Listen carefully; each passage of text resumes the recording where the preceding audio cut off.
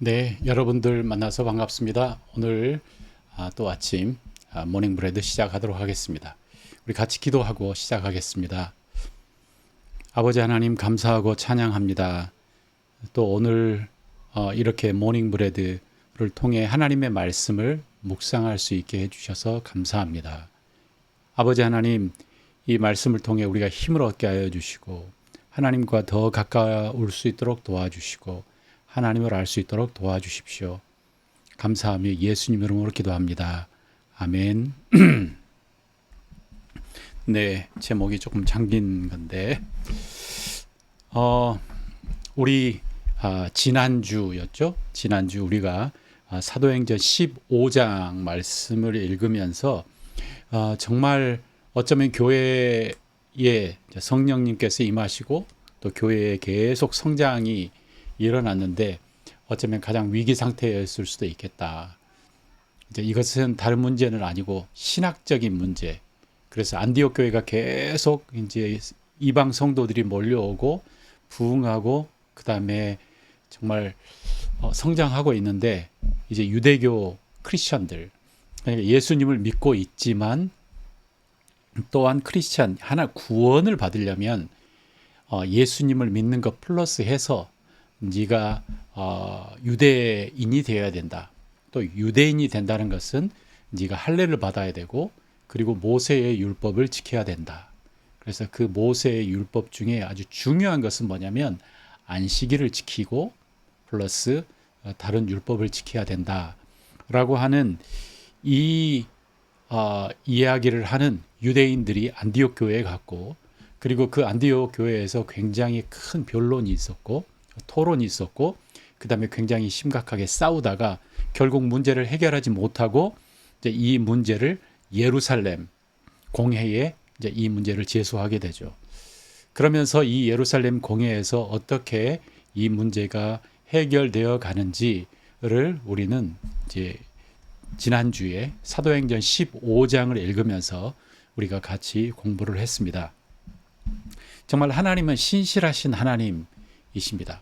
그리고 이 과정을 통해 우리가 하나님이 직접 개입하셔서 뭔가를 하는가 하는 것을 우리는 보지는 않지만 그러나 이미 성령으로 충만한 하나님의 사람들이 성령님의 음성을 들으며 함께 기도하며 함께 다 모두가 다 기뻐하고 또 그 다음에 성장하고 그 다음에 정말 서로 윈윈하는 서로 윈윈이라고 하는 이 단어도 좀 그렇네요. 그러니까 모두가 다 성령의 음성을 듣고 그 다음에 성령의 인도하심을 받은 그 굉장히 그 결과를 내죠. 그래서 베드로의 자신의 경험과 그리고 구원은 은혜로만 된다라고 하는 그 설교가 있었고 또 거기에 야고보가 또 성경의 말씀을 더하며 이것은 예전부터 예언되어 있었던 이방인들이 하나님의 자녀 속에 하나님의 가족 속에 들어오는 것은 예전부터 예언하고 있었던 일이다 라고 하는 그 이야기가 이제 더해졌고 그래서 교회는 이제 이방인 크리스찬들에게 율법을 지키지 않아도 된다. 그렇지만 같이 있는 유대인 형제 자매들을 위해서 너희들이 이렇게 그 음식적인 그 규율 그리고 음란한 행위에 대해서 너희들이 스톱을 해라 라고 하는 굉장히 격려가 되는 고무적인 결정을 내리게 됩니다. 그리고 바울과 바나바는 이제 실라와 그 다음에 유다와 실라와 함께 그러니까 이 예루살렘 공회에 예루살렘 공회에서 대표로 보낸 유다와 실라와 함께 안디옥으로 돌아왔고 그리고 안디옥에서 이 말씀을 전하니 안디옥 교회가 기뻐하고 안디옥 교회가 계속 성장을 하게 됩니다.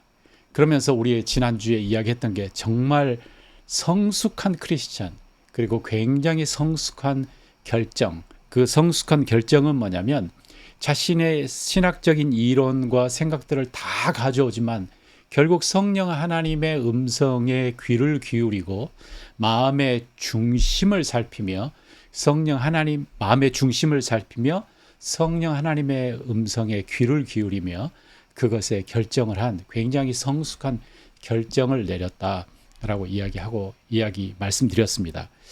이러한 결정들을 내리기가 쉽지는 않아요. 왜냐하면 우리는 감정, 그리고 나의 이기심, 그 다음에 뭐 여러 가지 것에 우리가 좌우되기가 굉장히 쉽습니다.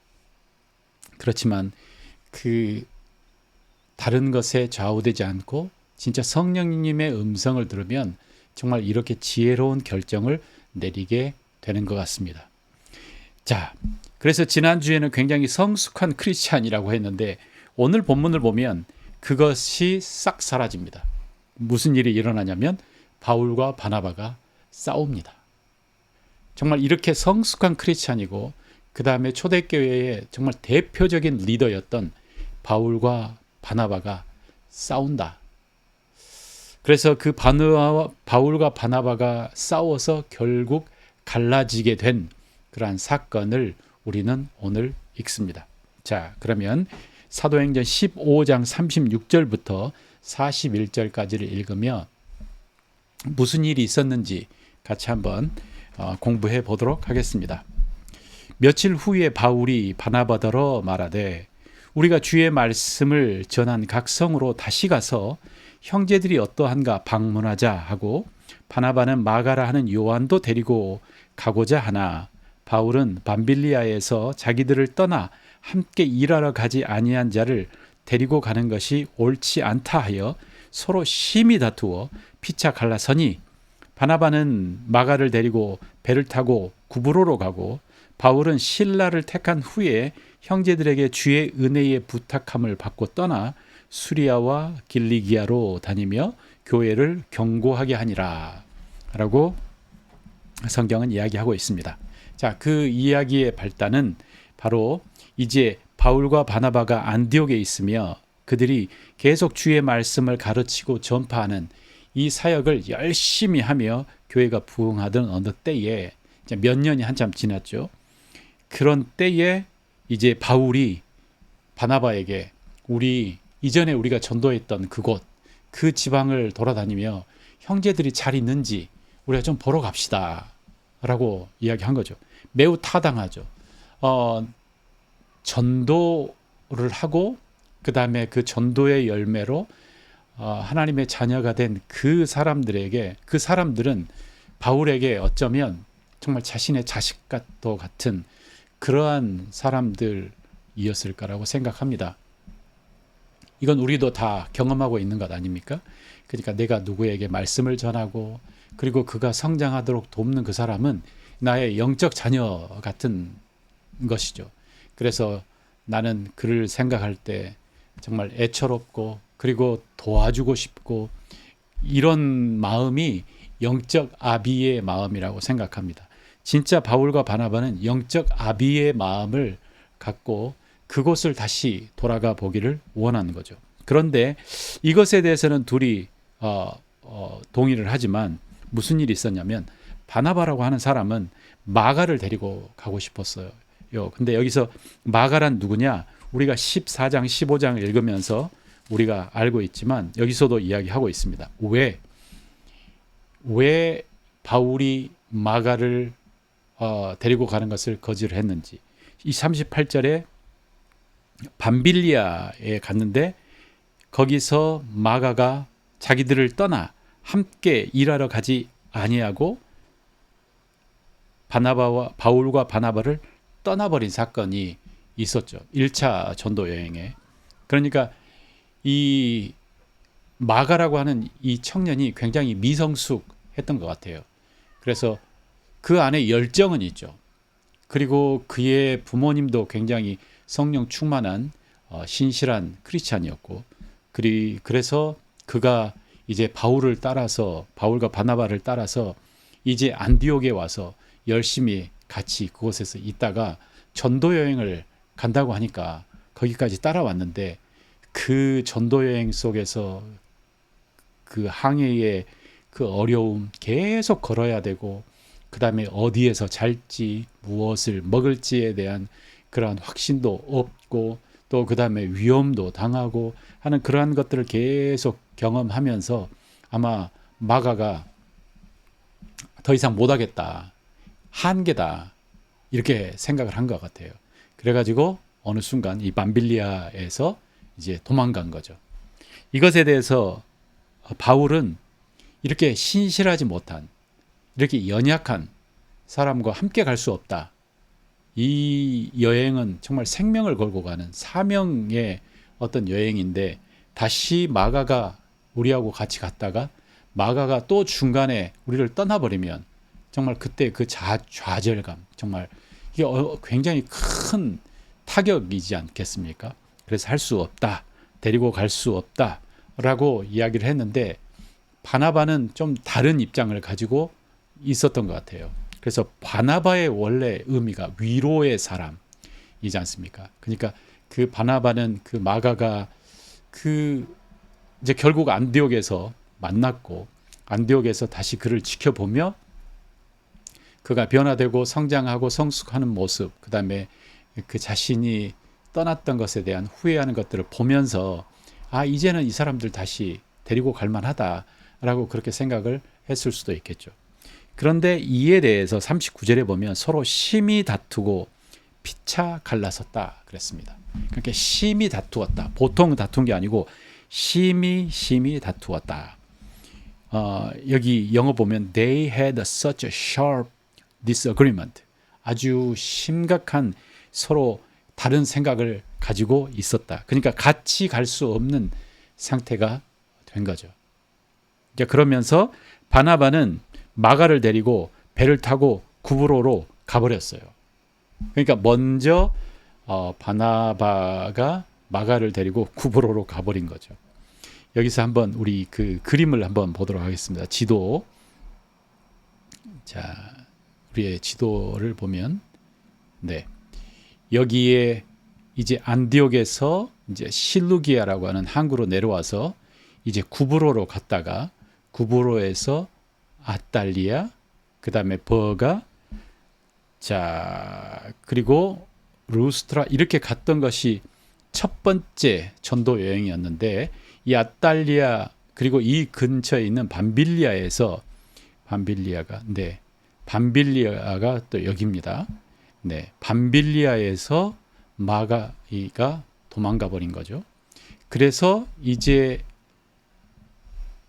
이 원래 두 번째 전도 여행의 목적이 뭐냐면, 이전에 우리가 가서 전도를 했던 그 사람들이 잘 있는지 그들을 격려하고 세우러 가자라고 했기 때문에 결국 바나바와 마가는 배를 타고 구브로로 갔습니다. 그러니까 바나바가 본인도 이제 구브로 사람이었고, 그리고 그래서 처음 전도 여행을 떠났던 그 길목도 구브로니까 구브로로 떠나가 버린 거죠. 자, 그 다음에 40절에 보면 바울은 실라를 택하고, 실라는 이제 유대인이었고, 그 다음에 예루살렘 공회에서 그 안디옥으로 그 예루살렘의 결정 상황을 전달했던 그 사람이었는데, 지금 여기에 실라가 함께 있는 이유는 우리는 잘 모르지만, 그러나 실라가 다시 유다와 실라는 다시 예루살렘으로 갔다가 아마 실라는 다시 안디옥으로 돌아온 것 같아요. 그래서 바울은 실라를 택한 후에 형제들에게 주의 은혜의 부탁함을 받고 떠났다. 그리고 수리아와 길리기아로 다니며 교회를 견고하게 하니라 라고 이야기하고 있습니다. 그러니까 먼저 바나바 둘이 함께 싸웠고, 그리고 갈라섰고, 바나바가 마가를 데리고 떠나버렸고, 그리고 바울은 실라를 택한 후에 굉장히 이렇게 심란한 마음이 아니었을까. 굉장히 마음이 심란했겠다. 어떤 생각도 들었을 수 있냐면, 정말 우리가 하나님의 복음을 전하는데, 정말 복음을 전하는 이 사람들끼리 서로 싸워가지고 함께 그것도 하나 되지 못하면서 야, 우리가 복음을 전하러 간다는 게 정말 말이 돼? 라고 이렇게 자기를 자책하는 마음도 생겼을 것이고, 그리고 원래 바나바라고 하는 사람이 이 바울에게 어떠한 사람인지 바울은 알잖아요. 모두가 자신을 믿어주지 않았을 때 자신을 믿어줬던 사람이 바나바였고, 그리고 이 바나바가 자신이 다소에서 혼자 그렇게 있을 때 안디옥으로 초대해서 함께 사역으로 이끌었던 사람이 바나바였는데, 어쩌면 형과 같고 어쩌면 정말 영적 아버지와 같은 그러한 사람이었는데, 그와 심각하게 다투었다는 것도 그 바울에게 굉장히 심적 충격이었을 것 같고, 그래서 가지 못하는 것에 형제들이, 이제 그곳에 있는 안디옥에 있는 형제들이 주의 은혜의 부탁함을 받고 떠났다. 그러니까 형제들이 그럼에도 불구하고 믿음으로 일어나서 가시오 라고 바울을 떠나 보낸 거죠. 그럼에도 불구하고 일어나서 가시오.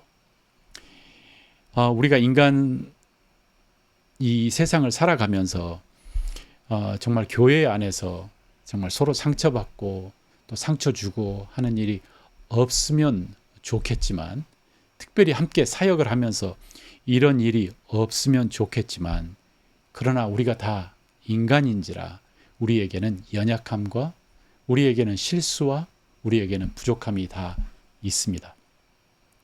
그리고 어느 때는 정말 나의 생명을 나누는 형제 같은 사람과 같이 사역을 했다가 그와 심각한 문제로 헤어지고 그 다음에 마음이 주저앉아 버릴 수도 있습니다.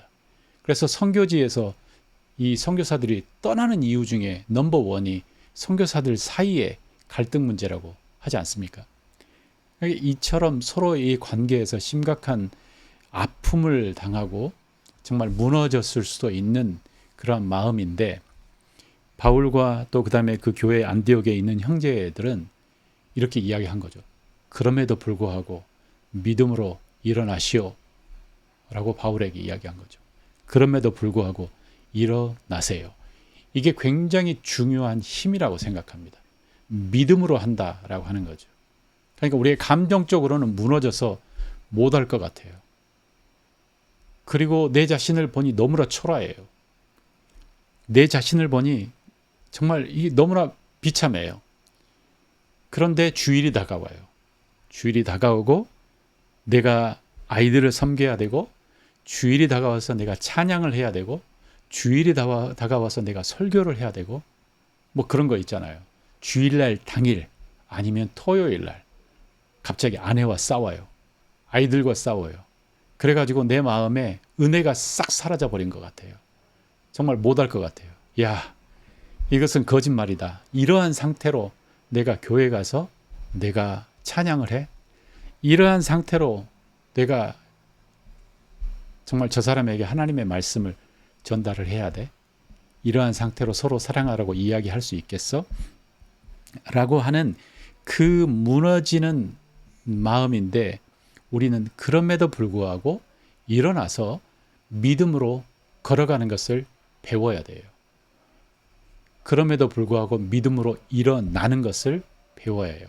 감정의 상태와 상관없이. 이게 굉장히 중요한 레슨이에요. 왜냐하면 우리가 이 세상을 살아가면서 굉장히 중요한 힘은 꾸준함이에요. 신실함이에요. 그런데 우리의 감정은 신실하지 않아요. 우리의 감정은 여러 가지 이유로 올라갔다가 내려갔다가, 그 다음에 천국을 갔다가 지옥을 갔다가 할 수 있어요. 어떤 때는 다른 이유 없어도 우리가 다운돼서 일어나지 못할 수도 있어요. 그런데 그럴 때마다 우리가 훈련하기를, 일어나서 내가 해야 할 일을 믿음으로 한 걸음 걸어가 보는 이 훈련은 우리의 신앙에 정말 중요한 레슨입니다. 정말 중요합니다.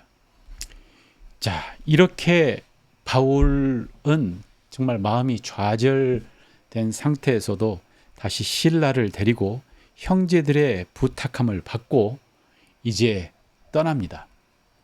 이제 어디로 떠나냐면, 이제 바나바가 구브로 이제 그 길을 향해서 갔기 때문에 실라는 바울은 이제 반대 이제 육로를 통해서 이제 갑니다. 우리 다시 한번 1차 전도 여행에서 살라미, 그다음에 파포스, 구브로라고 하는 섬을 통해서 이제 이렇게 돌았는데, 이제 바나바가 마가를 데리고 구브로로 갔고, 여기서 이제 바울은 실라를 데리고 수리아, 그리고 길리기아, 여기가 수리아, 길리기아 지방을 돕니다. 그래서 먼저 이제 더베, 그다음에 루스트라, 이고니온, 안디옥, 이제 이곳을 이제 이렇게 육로를 통해서 이제 가는 거죠. 자, 이제 16장 계속 읽도록 하겠습니다. 이제 이 여행에 바울은 굉장히 중요한 사람을 만납니다. 그러니까 바울도 마가를 굉장히 사랑하고, 그리고 나중에 이 마가라고 하는 사람이 마가복음을 쓴 그 사람이기 때문에 바울도 마가를 굉장히 사랑했었지만 그 실망함, 그리고 마가 때문에 이 바나바와 헤어지고 그래서 한 사람을 마치 잃어버린 것 같은 그 아픔을 겪었지만, 또 하나님께서는 그를 격려하시기 위해서 또 한 사람을 만나게 하십니다. 그 사람이 바로 디모데입니다. 디모데는 후에 바울이 디모데를 생각하고 지칭할 때마다 굉장히 애틋한 마음으로 그에게 표현했습니다. My son, 내 아들이라고 이야기하고, 또 그리고 내 co-worker, 내 동역자라고 이야기하며 디모데를 생각했습니다. 자, 디모데가 어떤 사람이었는지 우리 16장 1절부터 읽어보도록 하겠습니다. 바울이 더베와 루스트라에도 이름에 거기 디모데라 하는 제자가 있으니 그 어머니는 믿는 유대 여자요 아버지는 헬라인이라. 디모데는 루스트라와 이고니온에 있는 형제들에게 칭찬을 받는 자니, 바울이 그를 데리고 떠나고자 할새 그 지역에 있는 유대인들로 말미암아 그를 데려다가 할례를 행하니, 이는 그 사람들이 그의 아버지는 헬라인인 줄 다 알미러라.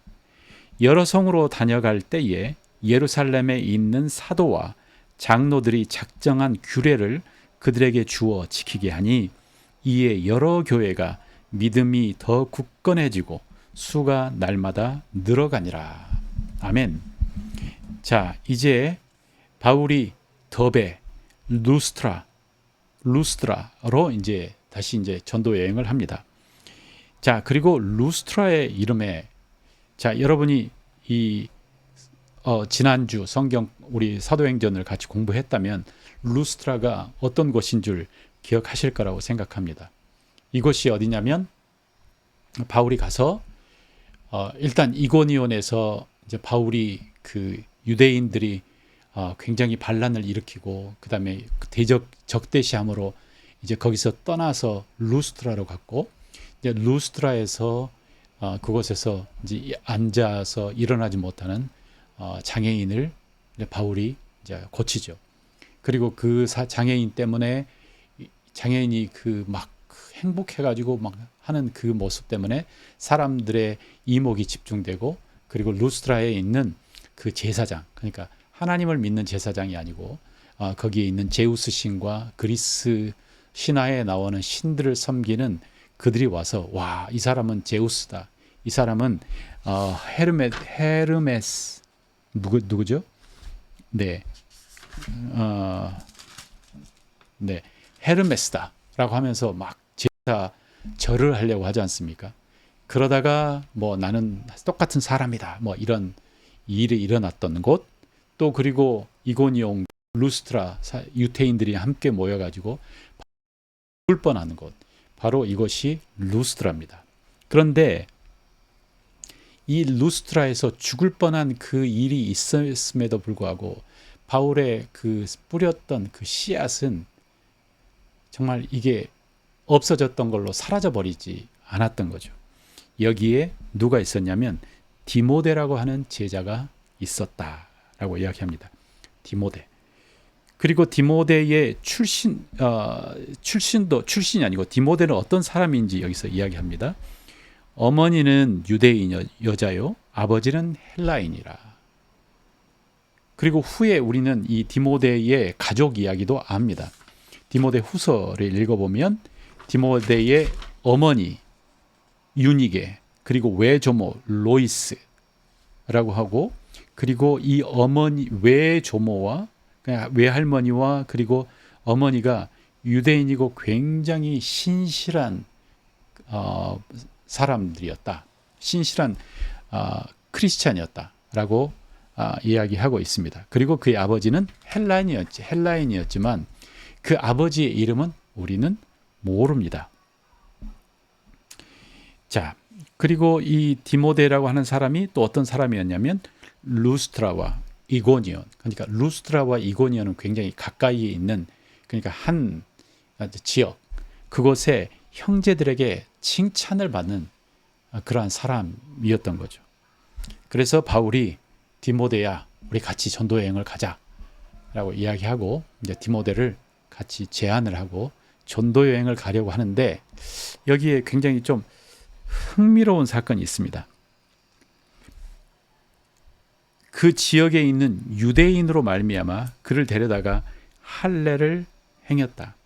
이는 사람들이 그의 아버지는 헬라인인 줄을 다 알미러라 라고 하면서 전도여행 전에 디모데에게 할례를 행했다는 거죠.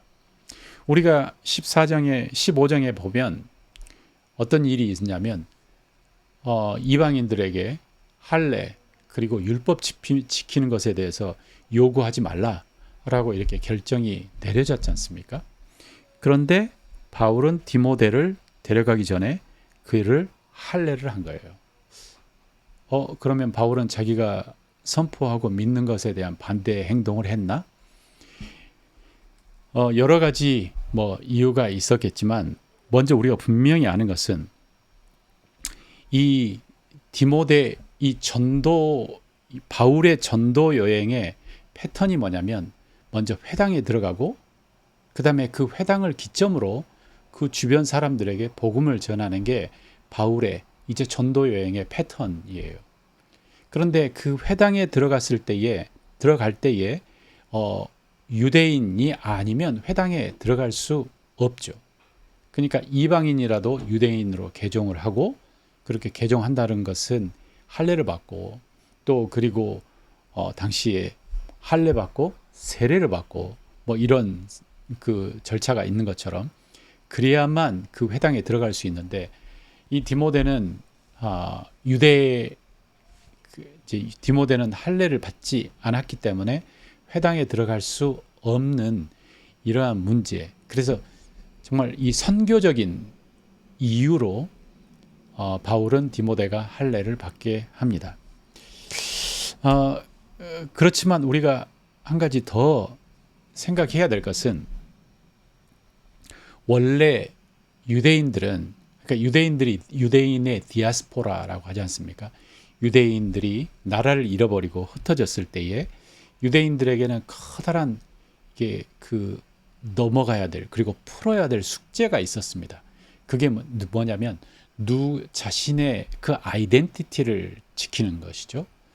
그래서 우리 에스라를 보면은, 에스라, 느헤미야, 이걸 보면 정말 나라를 잃어버린 이후에 유대인들이 자신의 정체성을 정말 찾기 위해서 이제 뭘 했냐면 두 가지를 강조하죠. 국제 결혼하지 말자. 그리고 안식일을 확실하게 지키고 할례를 하자. 이거죠. 그래야만 나라 잃어버린 사람이지만 아이덴티티를 지킬 수 있는 어떤 방도였죠. 그러니까 나라를 잃어버리고 사람들이 다 페르시아 사람이 페르시아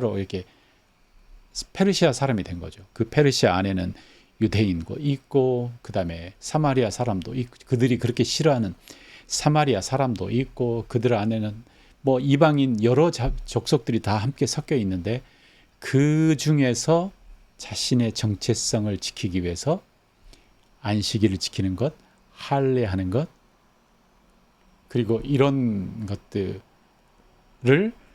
그들은 유지를 하고 그 다음에 국제 결혼을 하지 말자 그런 거죠.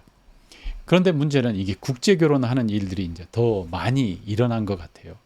자, 그러면 유대인 남자와 이방인 여자가 결혼했을 때는 이제 아버지의 라인을 따라서 뭐 바이오나 시몬 뭐 이렇게 아버지에 따라서 이 사람 유대인이다라고 했지만 어머니를 따를 때는 어떻게 하느냐?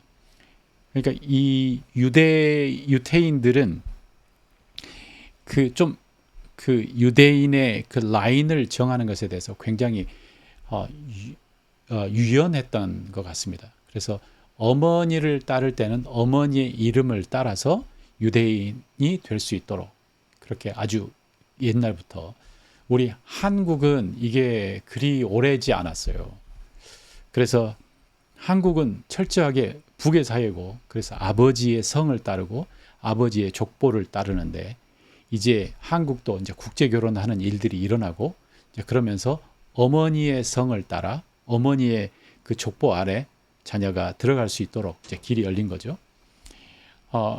이제 유대인들은 이미 이러한 습관들이 있었고 그리고 이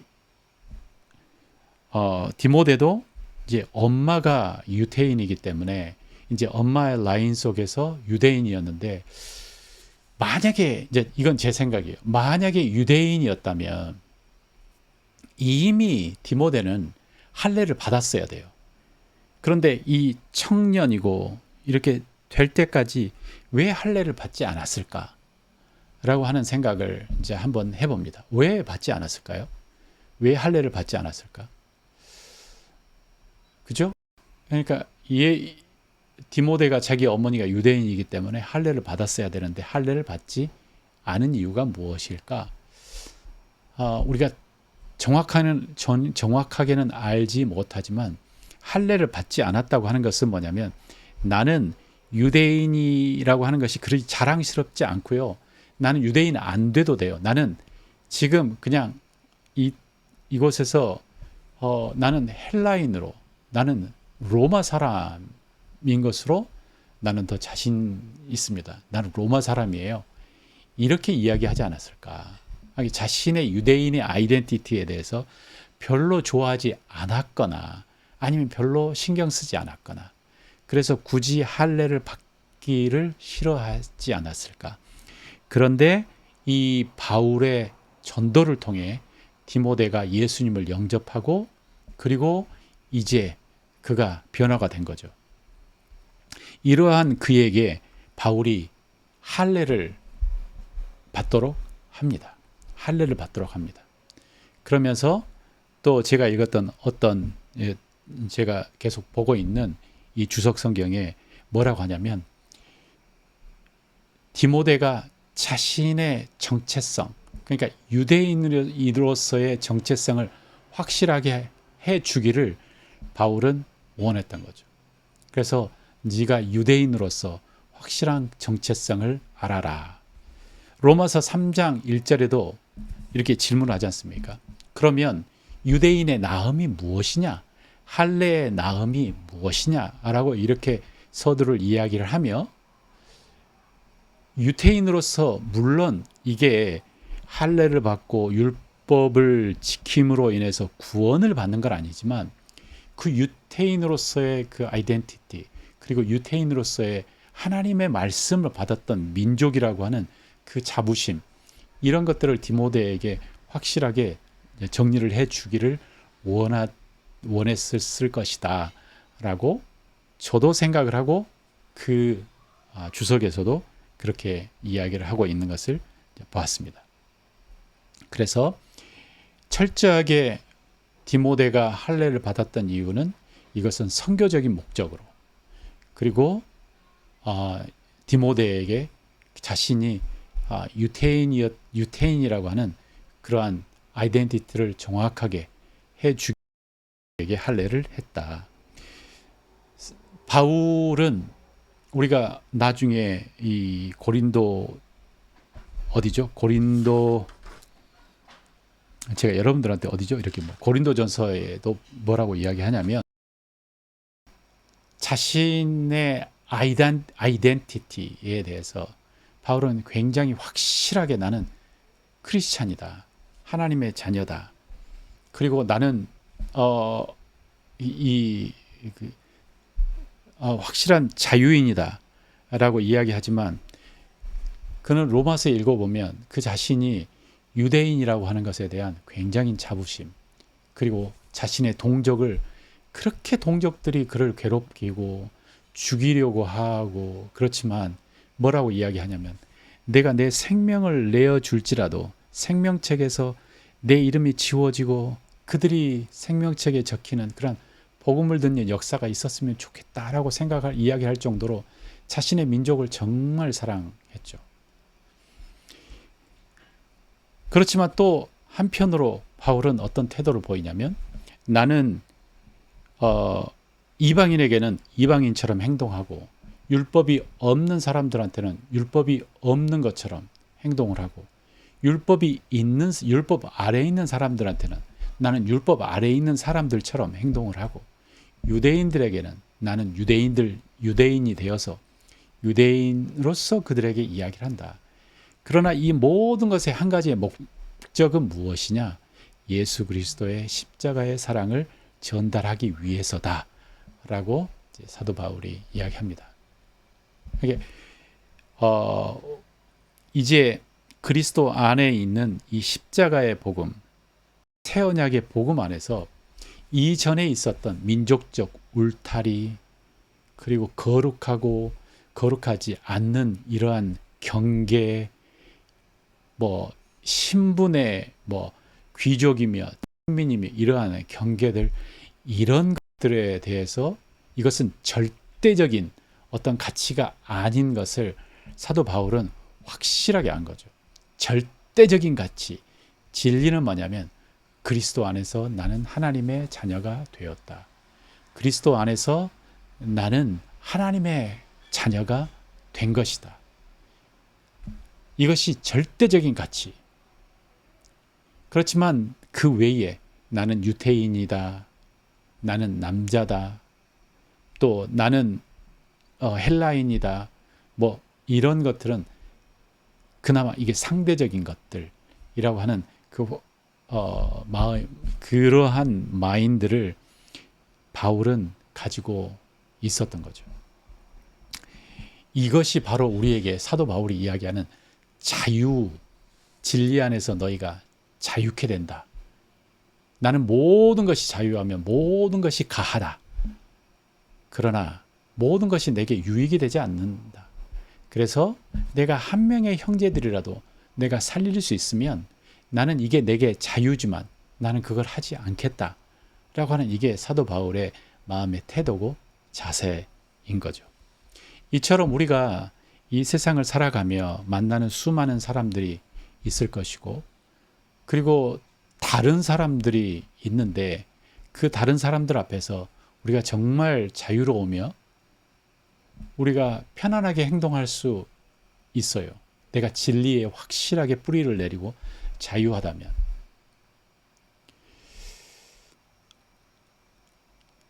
정말 이게 복음이 주는 굉장한 강력한 이 정체성이며 자유인 것 같아요.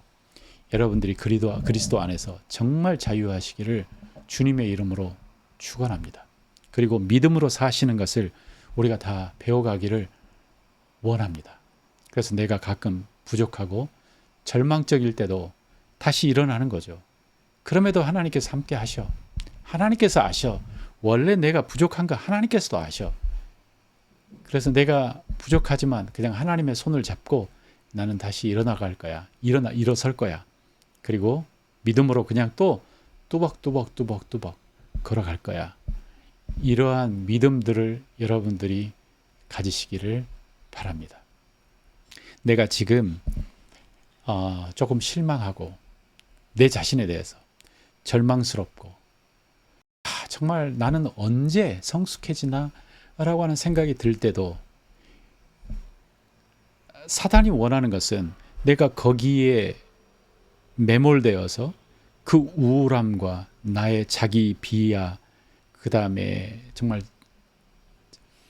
자기 연민이라고 하는 것에 빠져가지고 내가 헤어나지 못하고 일어서지 못하고 그렇게 가기를 원하는 것이 악한 영이 우리를 무너뜨리게 하고 주저앉게 하는 방법이고, 그러나 주님께서 원하시는 것은 내가 모든 걸 이겼다. 내가 너 잘 안다. 너의 연약함까지 내가 안다. 그럼에도 불구하고 내가 너를 세웠다. 내가 네 안에 있으며 내가 역사한다. 일어나라. 믿음으로 일어나라. 걸어가라. 라고 하시는 이 말씀을 우리가 기억해야 할 것 같습니다. 사랑하는 형제 자매 여러분, 우리는 믿음으로 사는 사람입니다. 내 감정이 아니고 그 다음에 내 생각의 한계가 아닌 믿음으로 주님의 손을 붙잡고 오늘도 일어나서 두벅두벅 우리 믿음의 길을 걸어갑시다. 선한 일을 시작했다면 포기하지 말고 한 걸음 한 걸음 또 갑시다. 그래서 그 결과를 하나님께 맡깁시다. 이게 얼마나 좋은 말인지 모르겠어요. 하나님과 함께 동행하는 길에 정말 결과를 맡길 수 있다는 것은 진짜 이것은 큰 자유이고 축복인 것 같아요. 믿음으로 걸어갈 때에 결과를 하나님께 맡기고 내가 해야 될 일을 하고 부족한 것 하나님께 기도로 올려드리고 하나님께 도움을 간구하고 그냥 두벅두벅 하다 보면 하나님께서 여러분을 통해 위대한 일을 시작하실 것입니다. 하나님은 믿음으로 누군가 일어나서 그 뭔가 이게 움직일 사람이 필요해요. 바로 여러분과 그 사람이 되어봅시다. 자, 우리 같이 기도하고 마무리하도록 하겠습니다.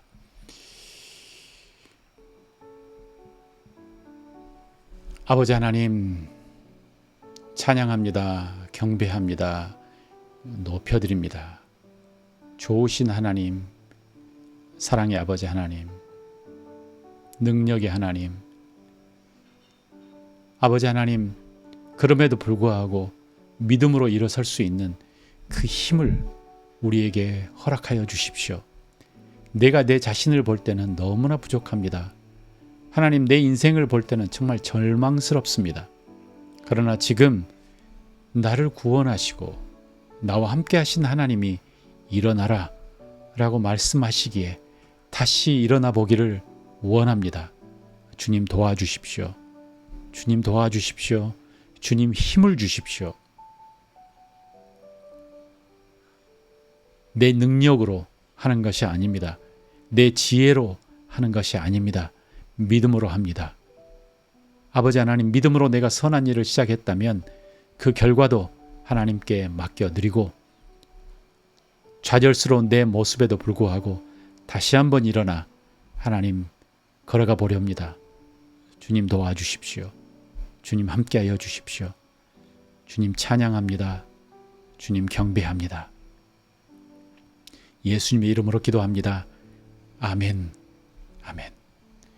오늘 하루도 믿음으로 일어나서 승리하시기를 주님의 이름으로 축원합니다.